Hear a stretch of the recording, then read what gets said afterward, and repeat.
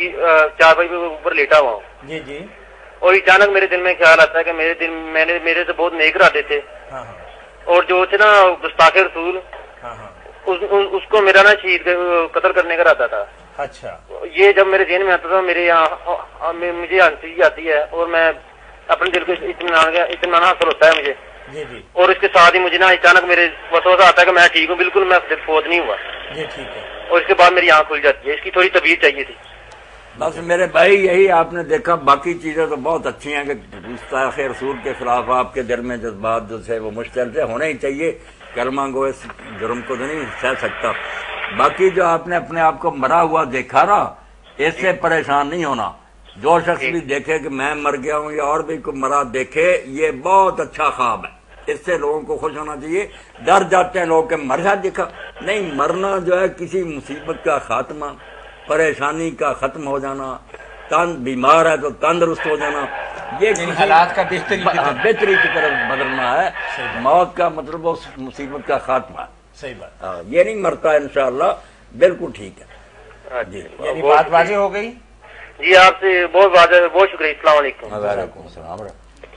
مولانا اب صورت تو ولی بنائے ضرور، قریبی ولی مانتا نہیں، دور کا کوئی رشتہ دار اس کو ہی کہہ کہ اب چاچا جی میرا کر دو، وہ مان جائے، مجلس نکاح میں بیٹھ جائے، بلکہ مسلمانوں میں سے کسی کو بھی نیک آدمی کو کہہ دے اگر نہیں یہ سنتے، وہی اس کا ولی بن جائے۔ اور آخری چارہ یہ ہے کہ سلطان ولی اللہ ولی ہے، جس کا کوئی ولی نہیں پھر حق میں وقت اب ولی۔ جو ہماری سماجی قدریں اور جس طرح کے خاندانی مسائل ہیں، کوئی بھی بندہ کسی پرائی جنگ میں کودنے کے لیے تیار نہیں، تو جب سارے دین کو چھوڑ گئے ہیں تو پھر فتاوی آن لائن اس کا کیا حال ہے؟ السلام علیکم۔ جناب محمد جنس میں شادمان ٹاؤن سوئی گیس کو جی جناب علی، مولانا صاحب کو پوچھ رہا ہے کل میں جمعہ اپنے تھوڑے حل حضرت خدیجہ کے بارے میں دسیا ہے، ساری گلا ہی وہ تجارت کرتی ہیں، کسی حدیث سے نہیں لکھا ہے۔ اچھا ٹھیک ہے، وہ مالک یہ تو میرے بھائی یونس صاحب ایسی باتیں ہیں شروع لات پہلی جماعت دوسری جماعت بڑے بھائی دسیا جاتا ہے نبی علیہ السلام سے، جب تحقیق کی ضرورت بڑے ایماندار آتے بڑے نہیں، وہ ساری باتیں میں نے کر بتا دی نا کہ ان کی بنیاد کوئی نہیں۔ اچھا، کوئی حدیث سے کوئی نہیں قصہ کوئی نہیں، یہ باتیں جو ہے نا بے اصل ہیں۔ اب تازہ ایک عالم کی تحقیق پڑھی، انہوں نے کہا کہ یہ جو کہتے ہیں نا کہ طارق ابن زیاد نے کشتیاں جلا دی تھی وہاں اسپین، اس نے کہا بالکل جھوٹ ہے، اور ایک کتاب کا حوالہ دیا کہ ایسی کتاب اب شائع ہوئی ہے عربی زبان میں جس میں ایسی جتنی باتیں تھیں نا لوگوں نے خام ایک ایک کا جائزہ لیا کہ یہ کوئی باتیں ہیں اپنی طرف سے۔ یہ رسالہ اور حدیث میں مہینہ ہی حافظ اور یہ بات جو ہم کتابوں میں پڑھتے رہتے بلکہ بیان کرتے رہتے تھے کہ حضرت خنسا کے 4 بچے قادسیہ کی جنگ میں شہید ہوئے، انہوں نے کہا یہ بھی جھوٹا قصہ، یہ راوی اس میں جھوٹے۔ تو اب تحقیق کا زمانہ آ گیا، ماشاءاللہ لوگ ہر چیز کو پرکھ رہے ہیں، ہماری بھی غلطیاں درست ہو رہی ہیں، علم تلاش کرتے ہی رہنا چاہیے۔ بالکل بالکل۔ اور سارے مودی صاحب نے خطبہ جمعے دسیا 60,000 مسلمانوں کی فوج آئی تو رستم کی فوج 6 لاکھ آئی، مسلمانوں نے مار مار کے نابود کر دیتا۔ میں انہوں نے کہا مودی صاحب کو تھوڑے اپنے بتا لو تو تھوڑے اتو گھٹا لو، اس زمانے 6 لاکھ ایران کی آبادی بھی آئی کہ نہ آئی، اور مودی صاحب ناراض ہو گئے۔ اچھا جی، خوش رہو، سلامت رہو۔ اچھا ٹھیک ہے، اللہ خیر سے رکھے جی جی بہت شکریہ، خیر سے رکھے یونس صاحب آپ کو، اللہ خوش رہو جی۔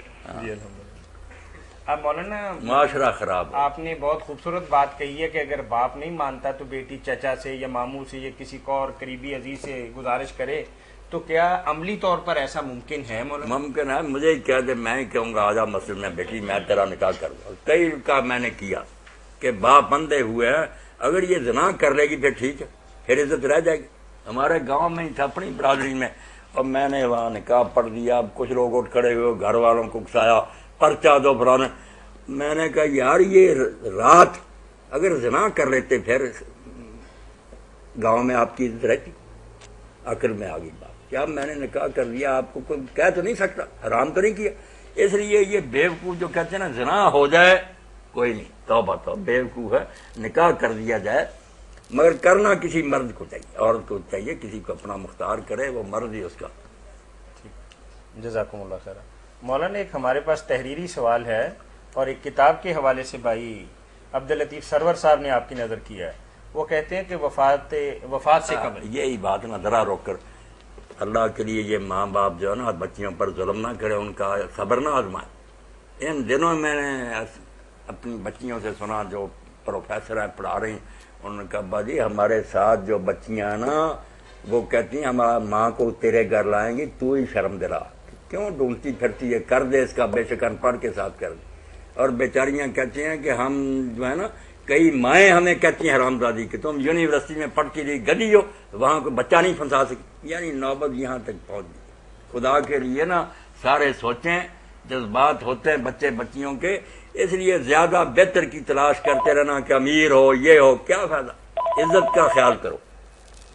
السلام علیکم جی مولانا، تحریری سوال یہ ہے کہ نبی کریم صلی اللہ علیہ وسلم نے وفات سے 5 روز قبل 7 کنوؤں کا پانی سر میں ڈالا تھا، کیا یہ بات درست ہے؟ یا 7 مشکیں پانی کی سر پہ ڈالی تھیں؟ اور انہوں نے حوالہ دیا تھا کہ رحمت للعالمین جو علامہ محمد سلیمان منصور پوری کی ہے، انہوں نے 7 کنوؤں کا حوالہ دیا، وضاحت فرما دو جی۔ السلام علیکم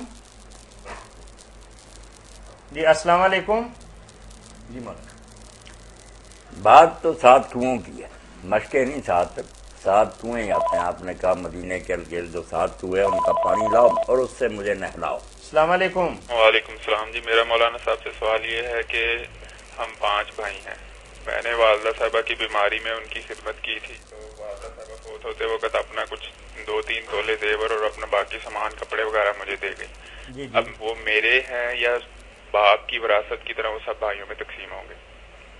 چلے مولانا آپ کو جواب دے رہے ہیں۔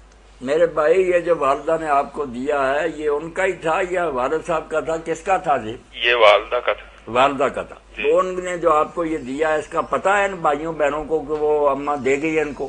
ہاں جی پتہ ہے سب کو۔ پتہ تو پھر بالکل آپ کا ہی حق ہے، پھر یہ مطالبہ نہیں کر سکتے، کرتے ہیں تو ظلم کریں گے، آپ کا ہی حق ہے۔ اگر اماں نے یہ ہبہ کر دیا ان کے سامنے اور آپ کو دے دیا تو بالکل آپ کا ہی ہے۔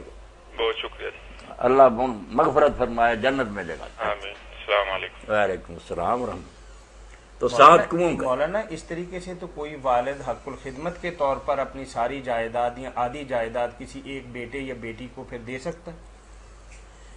بیٹوں اور بیٹیوں میں خواہ مخواہ فرق کرنا نا کہ کوئی وجہ نہیں، ایک کو زیادہ دینا، یہ ظلم ہے۔ یہ حضور نے کہا میں اس ظلم کا گواہ نہیں بنتا، سب کو برابر دو، مگر اگر کوئی معقول بنیاد ہو کہ اس بچے نے زیادہ خدمت کی ہے یا بچوں میں سے کوئی معذور ہے، بیچارہ نہیں کما سکتا، باپ دیکھتا کہ باقی تو کچھ کر لیں گے، تو کوئی جائز وجہ ہو نا، حضرت ابوبکر حضرت عمر نے دیے، حضرت ابوبکر نے دیے ہے، جائز ہے جی۔ السلام علیکم۔